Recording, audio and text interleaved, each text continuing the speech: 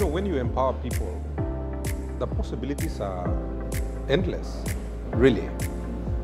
And if the Makam people get empowered through this program, and because remember, it's Grow PNG, it's not just Makam.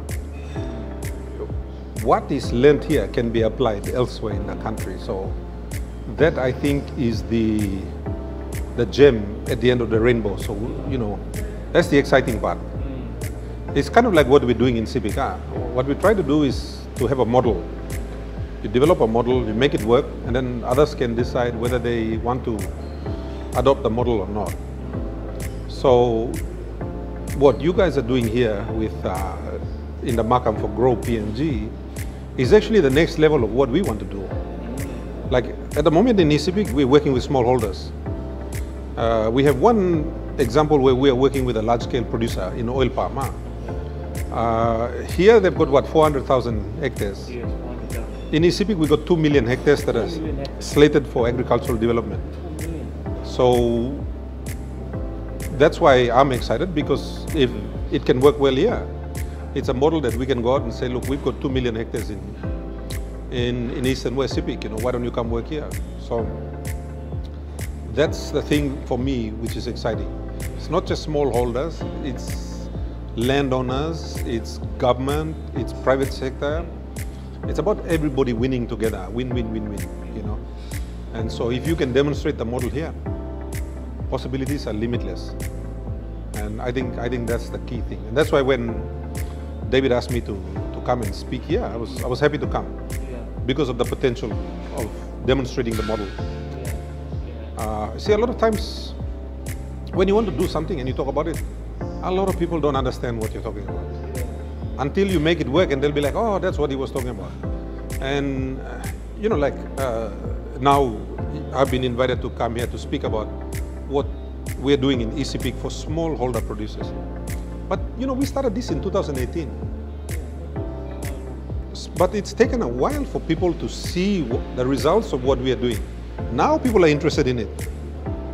But, you know, like, if CIPIC cocoa growers had not started with us in 2018 and 19, and if they hadn't planted the trees in the ground to produce the pods, they wouldn't be taking advantage of the high prices now.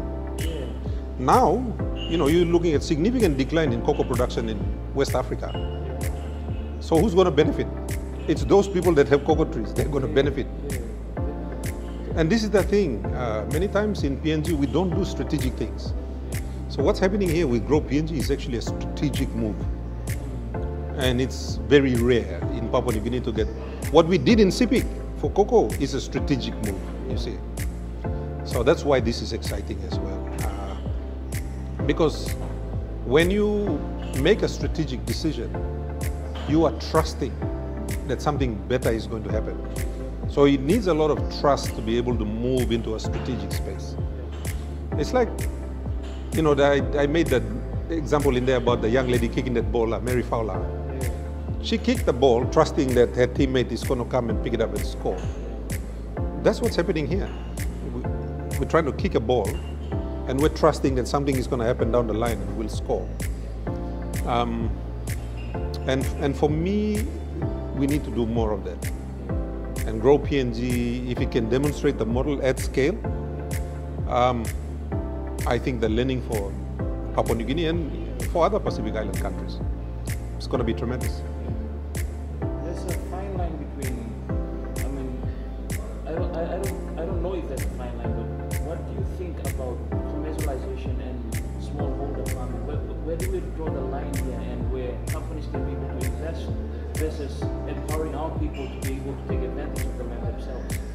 I think you can have both, and you can have a mix. Like, for example, which is what we're trying to do in CIPIC now, is say like Eliben. Eliben has been a good partner working with our people.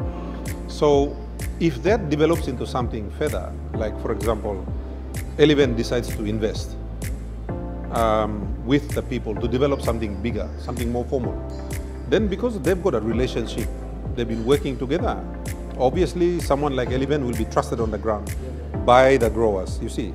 So someone in the village might have 2 or 3 or 4 hectares, and that's all they can manage, right? Because any bigger than that, you need to employ people. Right? It gets, you get to a certain size where you must employ people. So, you know, to do everything, manage the money, the inputs, the labor force, all these things. So there might be a possibility of that. Here, they're trying to do it structurally, yeah. So, you know, figuring out how to register the land, yeah. And so that land is registered, you then bring it into some kind of vehicle where an investment is possible. Huh? Because at the end of the day, you want everyone to win. So it doesn't matter, like I said, it can be smallholder, but smallholder has a limit.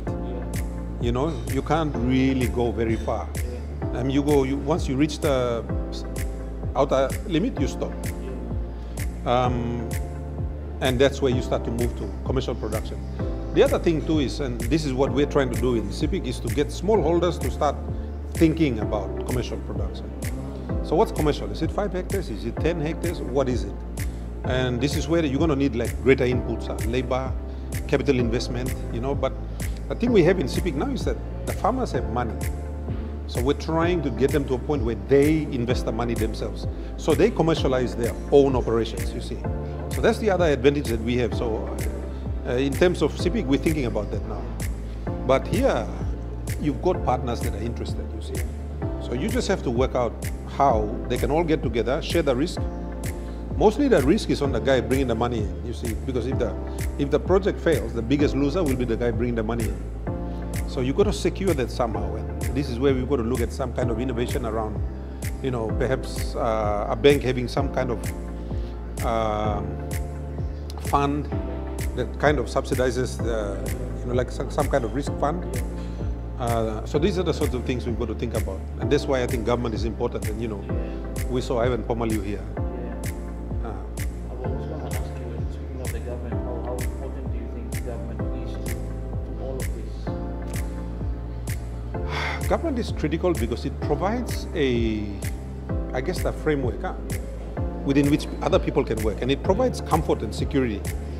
If government is not there, then private sector is worried, you know, because they're going to risk their capital. So having government in there is important to provide some comfort for the person investing the money. The other thing too is that government has to come in and take some responsibility. And so, which is what we're trying to do in CIPIC, is to take that responsibility on behalf of the people. So where there's a gap, you really want government in there filling that gap. So